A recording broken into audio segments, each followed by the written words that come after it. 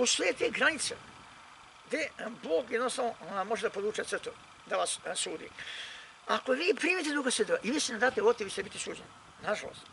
Jer nećete biti vođeni u svoju istinu. Dakle, vidite to, on je dat za karanje na greh. A glavni greh, dragi moji, jeste šta? Pa neverovanje u Isusa. Ako vi ne verujete riječi, to vam je glavni greh. Zato Izraelci nisu ušli u obećanu zemlju. Nisu verovali. Ono što su vidjeli tamo i nosili na ramenima, sam to propovedao. Nisu jednostavno verovali to. Rekli su nemoguće to osvojiti, tako dalje. Ne možemo mi dobiti Duha Svetoga, to je dato samo prvoj crkvi. To vam je to, neverovanje. Pavle to napiše u Jevrejima 4.